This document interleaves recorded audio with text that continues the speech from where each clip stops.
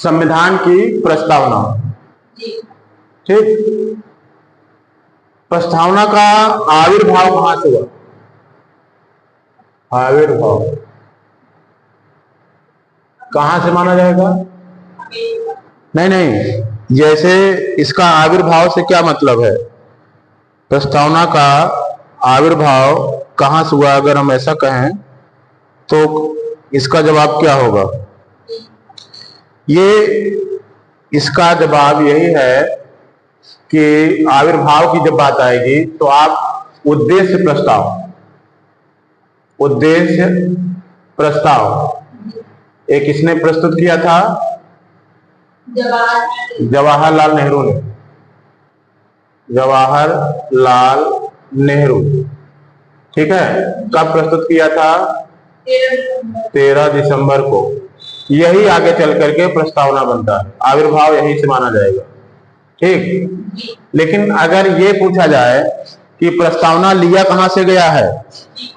भारतीय संविधान की प्रस्तावना, ठीक है, अमेरिकी संविधान से लिया गया है।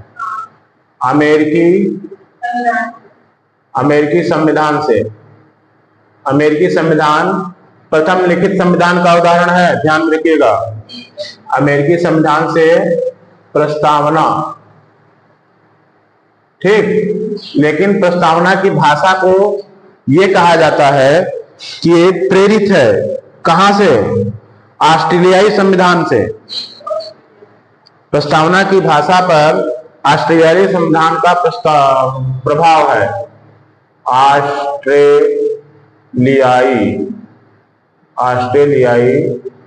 संविधान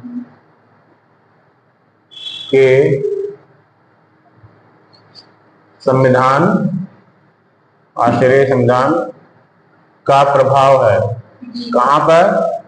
प्रस्तावना की भाषा पर। प्रस्तावना की भाषा पर तो तीन बातें स्पष्ट हुई। क्या? कि आविर्भाव कहां से हुआ? उद्देश्य प्रस्ताव के द्वारा, जो 13 दिसंबर 1946 को पंडित जवाहरलाल नेहरू के द्वारा प्रस्तुत किया गया था। ठीक है, फिर ये कंसेप्ट कहां से लिया गया कि एक प्रस्तावना भी होना चाहिए? तो ये अमेरिकी संविधान के प्रस्तावना से। और इसकी भाषा, प्रस्तावना की भाषा कहां से प्रभावित है? ये ऑस्ट्रेलियाई संविधान से। ठीक है, तीन बातें क्लियर हो गई। और क्या बात है कि इसमें जो भी कुछ था, कुछ संशोधन हुए। कब हुआ? 42वें संशोधन के द्वारा। 42वें संशोधन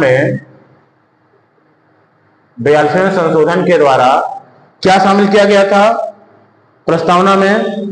समाजवादी, पंथ निरपेक्ष और अखंडता। 42वां संशोधन 1976 में हुआ था। इसी में तीन बातें शामिल की गई थी। समाजवादी, पंथ निरपेक्ष और क्या शामिल किया गया था? अखंडता। ठीक, ये 42वां संशोधन 1976 में शामिल किया गया था। इतनी बात क्लियर हो गई। अब हम इस पर विचार करते हैं कि प्रस्तावना के मुख्य तत्व क्या थे। ये तो क्लियर हो गया कि जब आप प्रस्तावना पढ़ोगे तो वो किस चीज को आत्मार्पित हुआ, वो सब तिथि प्रस्तावना में है। हम थोड़ा शार्ट करते हुए आगे बढ़ते हैं। प्रस्तावना के मुख्य तत्व क्या है? प्रस्तावना के मुख्य तत्व,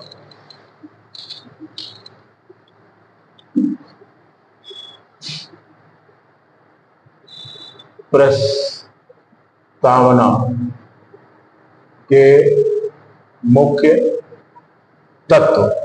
ठीक, मुख्य तत्व से क्या मतलब है? सबसे पहला तत्व उसका संविधान।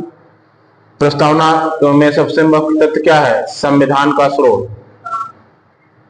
ठीक है, संविधान का स्रोत। ये आपका प्रस्तावना स्पष्ट कर देता है कि संविधान का स्रोत क्या है। दूसरी बात, संविधान का स्वरूप, मतलब संविधान कैसा है, इसका स्वरूप क्या है? संविधान का स्वरूप। ठीक है, और अगली बात क्या है? संविधान का उद्देश्य। ठीक, सबसे महत्वपूर्ण बात यही है कि संविधान का उद्देश्य क्या है। ठीक है, ये बातें हमें प्रस्तावना में ही ये सारे तत्व हमें मिलते हैं। अब सबसे पहली बात कि संविधान का स्रोत क्या है, हम भारत के लोग, इसमें शुरू में ही मिलता है सबसे पहले ही हम भारत के लोग। क्या, हम भारत के लोग, ये सीधे ही स्पष्ट कर देता है कि हम भारत के लोग मतलब भारत की जनता है ना, भारत की जनता। अर्थात जो संविधान का स्रोत है वो क्या है, किसका, संविधान का स्रोत यानी जो, हाँ, कि ये जो भी कुछ इसमें संविधान में कहा जाएगा वो किसके पावर से, किसकी सहमति से है, और वो मुख्य स्रोत कौन है, तो वो है हम भारत के लोग, भारत की जनता। इसके बाद संविधान का स्वरूप क्या होगा, संपूर्ण प्रभुत्व संपन्न, मतलब कि संविधान कैसा होगा, उसका स्वरूप क्या होगा। तो क्या होगा, कुछ बातें हैं स्पष्ट हो रही हैं। पहला है संपूर्ण प्रभुत्व संपन्न, संपूर्ण प्रभुत्व संपन्न मतलब सब कुछ, सारा प्रभुत्व यानी संप्रभुता के जितने भी तत्व होते हैं सब कुछ हमारे संविधान में होगा। सारे पावर, सब कुछ, आंतरिक बाह्य सब कुछ संपूर्ण प्रभुत्व संपन्न होगा। और क्या होगा, समाजवादी होगा। समाजवादी अर्थात समाजवादी विचारधारा को मानने वाला होगा। ठीक है, समाजवादी विचारधारा के अनुरूप होगा। समाजवादी, पंथ निरपेक्ष, ठीक, पंथ निरपेक्ष, पंथ निरपेक्ष, ये पंथ सभी पंथों का समान आदर करेगा, है ना, मतलब कि किसी भी धर्म को विशेष महत्व नहीं दिया जाएगा। हालांकि संविधान के सारे तत्व ही पंथ निरपेक्षता के हैं, लेकिन यहाँ पर प्रस्तावना में भी संविधान संशोधन के द्वारा स्पष्ट कर दिया गया कि एक स्वरूप इसका पंथ निरपेक्षता भी है। फिर इसके बाद है लोकतांत्रिक। लोकतांत्रिक, लोकतांत्रिक मतलब व्यवस्था लोकतांत्रिक होगी, न कि राजतांत्रिक। सब कुछ प्रतिनिधि, चुने हुए प्रतिनिधि शासन करेंगे। लोकतांत्रिक के बाद गणराज्य, अगला क्या तत्व है, गणराज्य होगा। ठीक है, मतलब कि राज्य का प्रमुख चुना हुआ व्यक्ति होगा, गणराज्य है। ठीक है, मतलब इसके कितने स्वरूप सामने आए, संपूर्ण प्रभुत्व संपन्न, समाजवादी, पंथ निरपेक्ष, लोकतंत्रात्मक, ठीक है, लोकतंत्रात्मक, लोकतांत्रिक, गणराज्य। ठीक है, लोकतंत्रात्मक व्यवस्था होगी। यहाँ पर व्यवस्था कैसी होगी, लोकतंत्रात्मक, लोकतंत्रात्मक। अब गणराज्य का मतलब आप समझते ही हैं।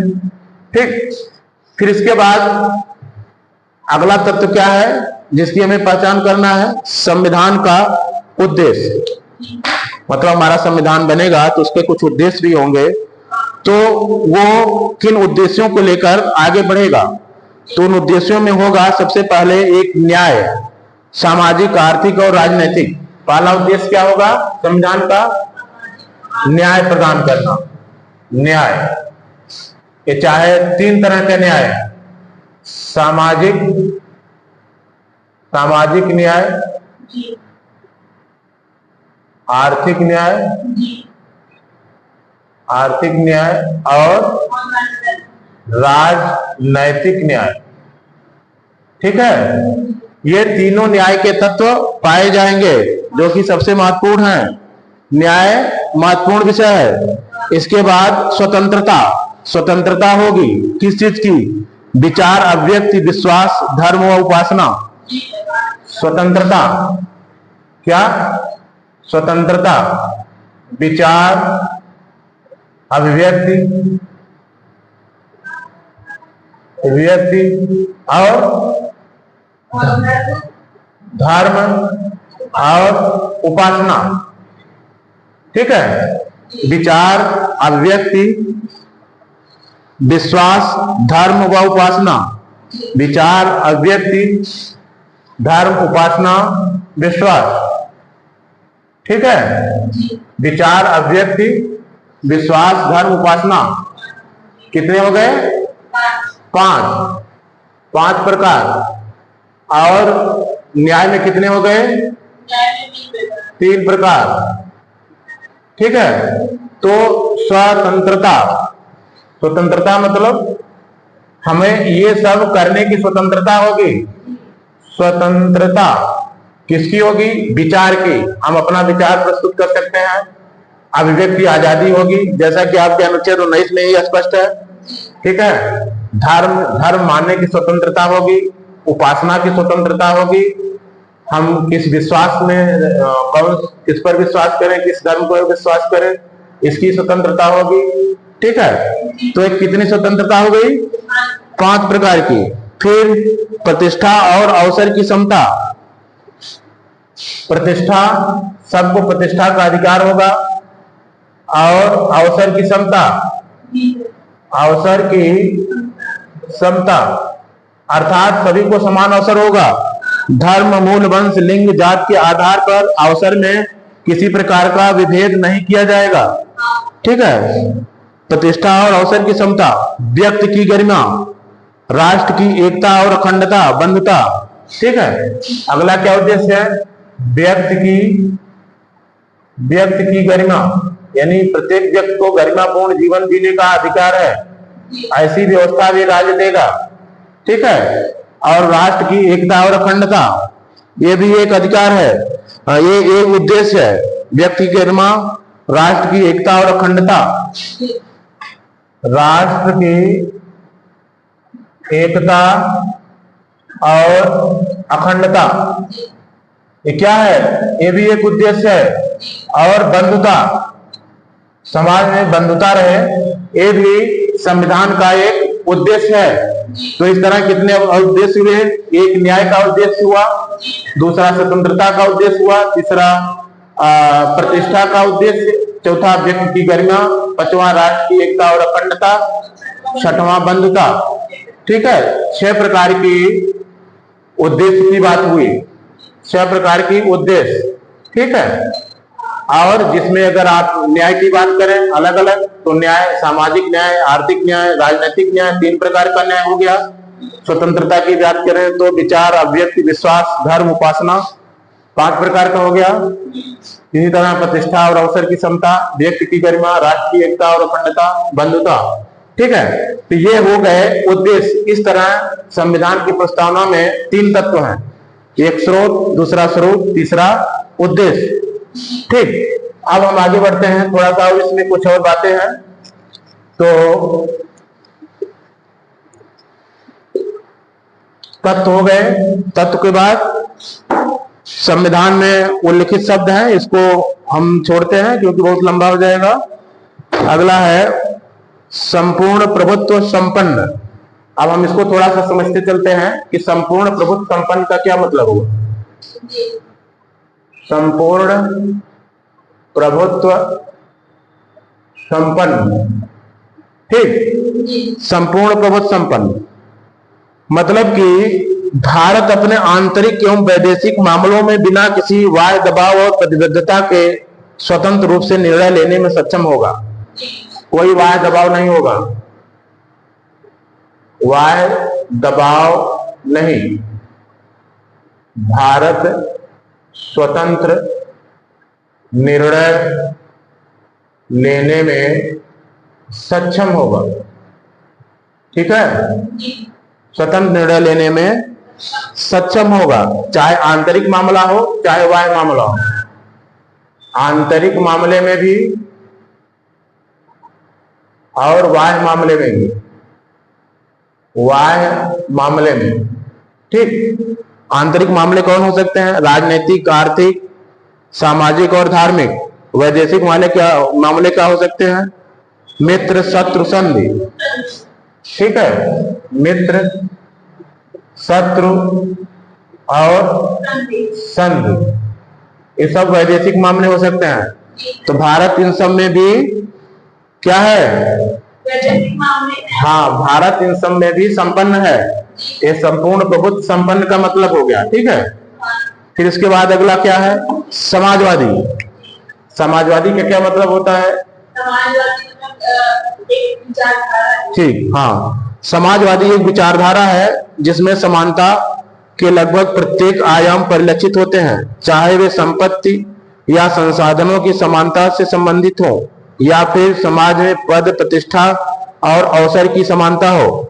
भारतीय समाजवाद लोकतांत्रिक समाजवाद के सन्निकट है, ठीक है। लोकतांत्रिक समाजवाद नेहरू की विचारधारा से संबंधित है। इसमें मिश्रित अर्थव्यवस्था, सार्वजनिक व निजी क्षेत्र का अस्तित्व के लक्षण है।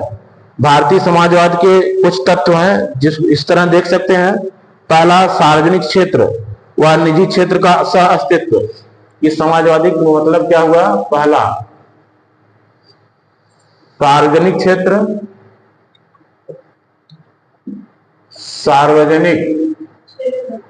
सार्वजनिक क्षेत्र।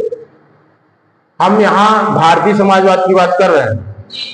भारतीय समाजवाद, जिस समाजवाद की बात समाजवादी विचारधारा से कुछ थोड़ा सा अतिरिक्त, सार्वजनिक क्षेत्र और निजी क्षेत्र, निजी क्षेत्र का सह अस्तित्व, ठीक है। सह अस्तित्व,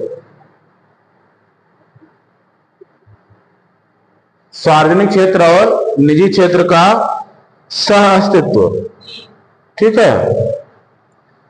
सह अस्तित्व,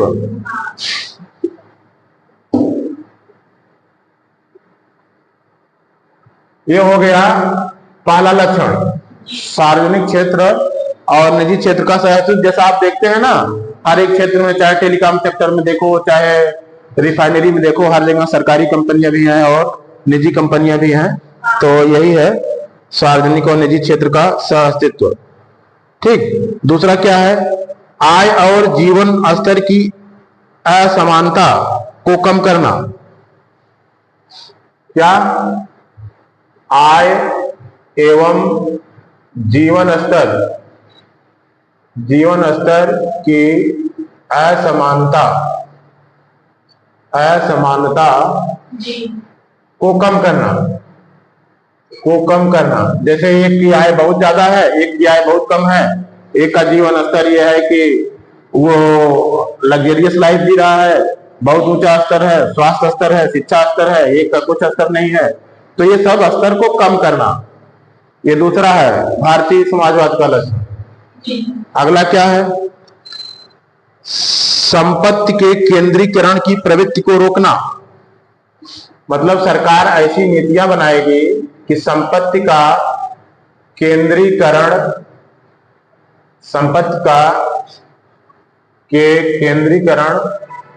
को रोकना। अर्थात ऐसी नीतियां सरकार बनाएगी कि संपत्ति का केंद्रीकरण ना हो, ठीक है। ये सबसे बड़ी बात है कि सरकार की नीतियों से अगर संपत्ति का केंद्रीकरण हो रहा है तो इसका मतलब वो सरकार न तो नीति निर्देशक तत्वों का पालन कर रही है, न तो संविधान के प्रस्तावना और उद्देश्य का, ठीक है। और क्या है? मजदूरों एवं वंचित वर्गों का कल्याण। अगला लक्षण इसका है मजदूरों एवं वंचित वर्गों का कल्याण, ठीक। ये तो हो गया इसके समाजवादी का मतलब भारतीय समाजवाद के क्षेत्र में। इसके बाद अगला क्या है इसका? पंथ निरपेक्ष। निरपेक्षता का मतलब क्या है? हाँ, राज्य का कोई धर्म नहीं होगा, अर्थात राज्य किसी धर्म को विशेष महत्व नहीं देगा, ठीक है। जैसा कि पंथ निरपेक्षता के लक्षण अनुच्छेद 25 से 28 तक दिए गए हैं। फिर आगे है लोकतंत्रात्मक। इसका मतलब क्या हुआ?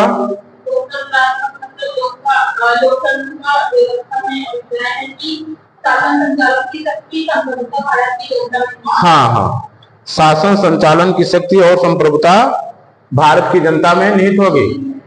ठीक है, क्लियर हो गया। फिर इसके बाद क्या है, गणराज्य। गणराज्य मतलब रिपब्लिक। गणराज्य का मतलब क्या होता है, गणराज्य रिपब्लिक। रिपब्लिक की क्या खास बात है, हाँ, मतलब कि जो राष्ट्राध्यक्ष होगा जनता द्वारा निर्वाचित, जनता द्वारा निर्वाचित, है ना, राष्ट्राध्यक्ष जनता द्वारा निर्वाचित। न्याय में क्या है, सामाजिक, आर्थिक और राजनीतिक न्याय। स्वतंत्रता, स्वतंत्रता में क्या है,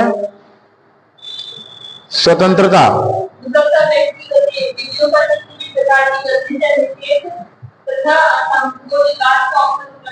हाँ, ठीक है, स्वतंत्रता मतलब, ठीक, स्वतंत्रता का अर्थ व्यक्ति की गतिविधियों पर किसी प्रकार के प्रतिबंध का निषेध तथा उसे संपूर्ण विकास के अवसर उपलब्ध कराना। प्रतिबंध का किसी प्रकार का निषेध ना हो। समता आ गया, समता का मतलब, हाँ, संविधान को प्रतिष्ठा और अवसर की समानता का उल्लेख। ठीक है, समता का मतलब कि सामाजिक समानताएं, राजनीतिक समानताएं और आर्थिक समानताएं, जैसा कि अनुच्छेद 14, 15, 16, 17, 18 में व्यवस्था की गई है। ठीक है, बंधुत्व से क्या मतलब है,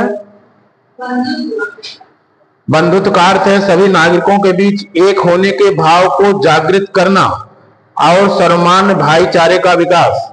ठीक है, बंधुत्व का मतलब, हाँ, सर्वमान्य भाईचारे, भाईचारे का विकास। ठीक, सर्वमान्य भाईचारे का विकास।